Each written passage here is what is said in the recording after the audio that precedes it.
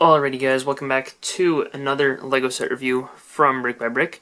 Today we have set number 70632, the Quake Mech. Contains 1,202 pieces and 5 minifigures. This set retails for $89.99 in the United States and was released as part of the second Ninjago movie wave in like winter or January 1st, 2018, or like around then.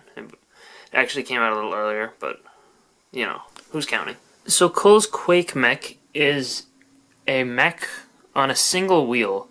So it's like a unicycle mech, which is an interesting thing, and I'm fairly certain that we have never seen something like that before, in LEGO form, at least.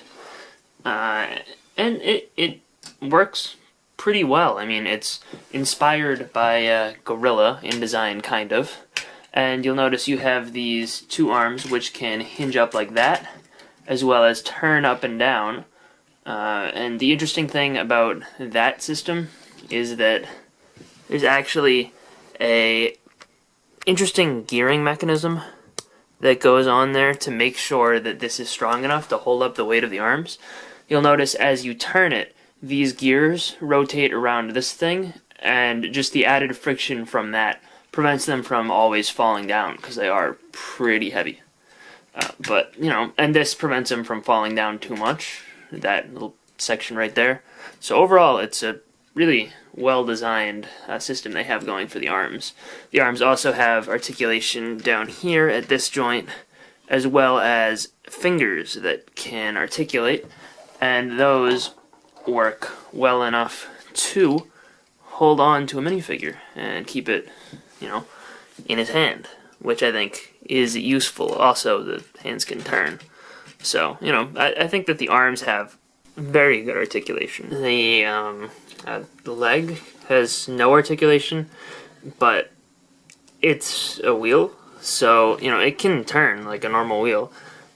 And in order to keep it actually standing, because, you know, physics is a thing and gravity likes to pull things downwards, it has this stand in the back, which actually is practically invisible from like any normal front view. Like, you can't see it, you can kind of barely see it, but like it blends in really well and just works fantastically, I think. Also, you'll notice they did a good job detailing the inside of the wheel, and they have some tubes and stuff to just create all sorts of nice shapes down here.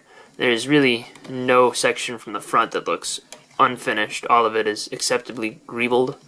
The only issue with the legs that I have is just the yellow color there. There's kind of a lot of it, and it kind of shows up a little bit more than I'd like it to. Most angles aren't too bad, but it is still something that I feel makes this a little bit less than perfect, so I think I, you know, should be pointing it out. The back of the torso is very plain, but there aren't too many bright colors, so that doesn't bother me.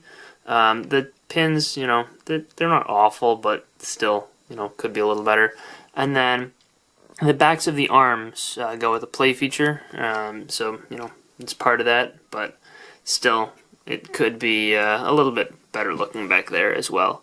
But for the most part, it doesn't look awful. It doesn't look as bad as some sets. It's just lower standards than the rest of the Ninjago movie line. It still looks good from the front, though. It's got these nice speaker arrangements in the center, which kind of hide the ugly stuff with the gears that you would otherwise be able to see from the front. The arms are a little plain looking, but, you know, they're cool. And these discs, or dish pieces in gold, are brand new for this set. There's a little bit of sticker detailing on the front, as well as on either shoulder. There's different ones. This one says Quake, which I'm not sure why it says that in English and not the Ninjago movie language, but it kind of makes it look cooler that way. And the little lights here are, you know, nice, and I'm happy with the design for the shoulders.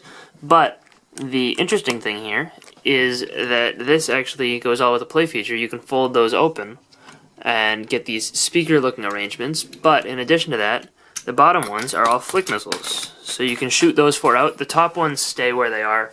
They don't shoot off at all, but I think that, you know, having the ability to shoot these off or completely hide them from the front is a good thing to be able to do. But, you know, you reload them pretty easily. They all fit nice and snug, and now you don't even know they're there. So, unless you turn it around and look at the back, of course. But, you know, it's good. And the other thing I didn't point out, there is also this, which covers a little bit of the front of the legs, and you can move those a little. It's nothing super spectacular. The actual cockpit here is pretty interesting. I mean, it looks nice for the most part, and it's got this kind of samurai helmet style with the two swords, and it opens up just like that, where you can see Cole inside. And these records can spin. They're on turntables, which is nice. Gives you a little extra playability. It doesn't spin as freely because Cole's hand's kind of in the way. But they have an exclusive Ninjago movie print, and Cole also, I'm blocking all the light, whoops. But he's only attached with 2 studs, so he is not super difficult to remove from there. So, you know, overall the cockpit section is pretty good, and it closes up well. Have no complaints with that. It all works perfectly, and you'll notice there is some interesting stickers on the little flags that he carries, like many Ninjago mechs. But overall, I think that this makes for a really nice, imposing build that also has a lot of unique design aspects. Most notably, this giant wheel. So for figures here, up first we have the Lady Iron Dragon and Cole from the Ninjago movie, and both of these figures are pretty good. There's one quality issue here, which I'll point out in a second, but first up, Cole just has his standard Ninjago movie hammer build, and Lady Iron Dragon has the standard black bow and arrow that Zane gets and she gets in both of her appearances. The actual print on the front is good. I like both of these quite a bit.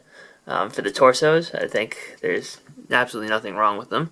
Lady Iron Dragon has just plain black legs, but this cloth piece that goes around her is pretty neat and looks good with the printed designs on the front and the back. Cole has good back printing.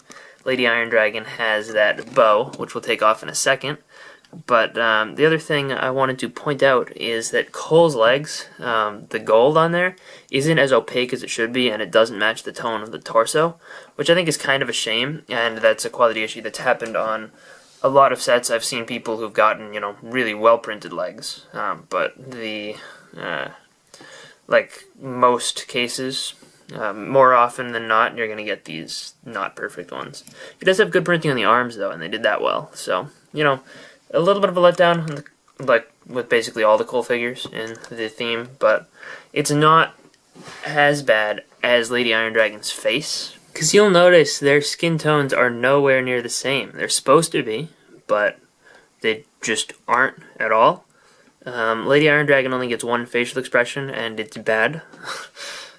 Some people have gotten slightly better ones, but I've seen that this issue is even more rampant than the issue with Cole's legs, and, you know, I obviously got both in this particular version of the set. But, you know, Cole's alternate facial expression is good, albeit a common head, and the back printing on Lady Iron Dragon's torso is really nice. It's just that head that really kills that figure. And also, I guess I didn't mention it, but this dual-molded hair helmet piece is a really nice part. And these two figures are named Crusher and Mike the Spike, which I think Mike the Spike is a good name for that relatively generic Shark Army thug, but his face is a little bit more interesting than most of them. I still don't believe it's exclusive, but you know, it's relatively uncommon. The Crusher figure has this cool rubbery helmet piece, which was also used in one other set, being the Lightning Jet, I believe. Their weapons, you know, Mike the Spike has this big spike, Crusher has this harpoon or arrow, and they're both attached to fish, obviously. The Crusher figure has two facial expressions, and it's the Karloff head, so, you know, we've seen that before.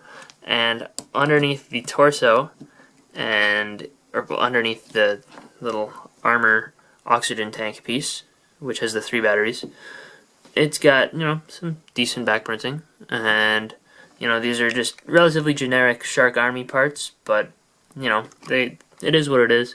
They're not bad. They're not fantastic. But I did want to point out another quality issue in my version of the set. You can see that line. I don't think it's a crack. It doesn't look like a crack to me, or like feel like a crack.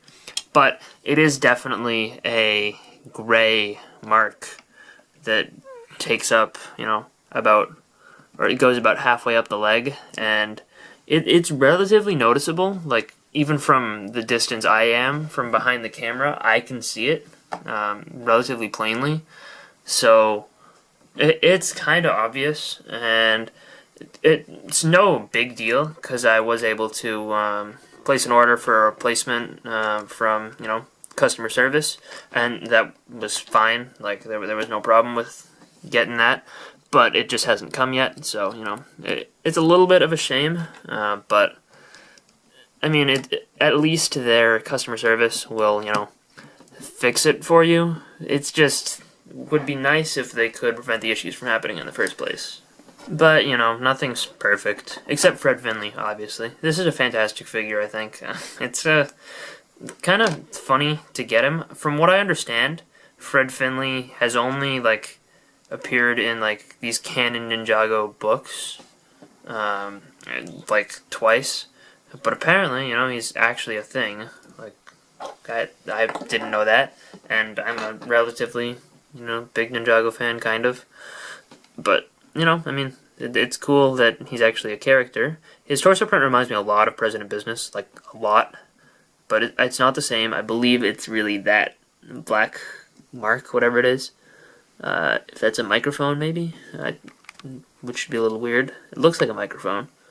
But he's holding a microphone too, which is all black, by the way, which is not the most common color for that. And there's that little bit of back printing, and his face, which surprisingly is not screaming or terrified like most Ninjago movie characters. And I was really expecting to get an alternate face. It was, but we didn't. I'm happy with this face. I like it. It's a brand new facial print, but I would kind of like to see an alternate expression. I do like the hairpiece, though. It works for this character. It is very simple and common, but works. Yeah, it's not perfect, but this Quake mech makes a really interesting display piece. It looks like nothing else I've ever seen. No other Lego set I can think of looks very similar at all to this. It's a cool thing. I mean, it has its bad angles. It has some figure issues, but personally, I would still recommend this. This is one of, I think, in the top half at least of the Ninjago movie mechs. And yeah, I mean, it's a very, very cool concept, and it was executed pretty well. It's pretty sturdy. It stays together. I mean, a little bit of lacking articulation, and the only other thing I would have liked to have been able to do is pose it with one hand on the ground, as it's going around in the circle like it does in the movie. That doesn't work out all too well, because it'll just lean forward because there's no stand, but I'm pretty sure you could easily make just a little modification to the stand in order for it to work like that. I haven't tried it myself, so I don't know. I could be completely off base with that, but, other than that, this thing does pretty much everything I would like it to do. I would definitely recommend this set, especially if you like any of the other Ninjago movie mechs. Personally, though, I kind of think it's, whatever you think looks coolest is going to be your favorite, because they're all executed pretty well. And this one, especially, is just a very interesting design. So, I would recommend it, definitely. Maybe there are others I'd recommend more, depending on, what you're looking for and what you like. But, and this is also on the higher, I think it's the most expensive of the 6 Ninjas mechs. So, you also should factor that into consideration. If you just want one of them, maybe the Fire mech is a better value, but this is an impressive thing. So anyway, I hope you guys enjoyed this review. If you did, let me know in the comment section down below, and I'll see you guys all next time. Bye, everyone.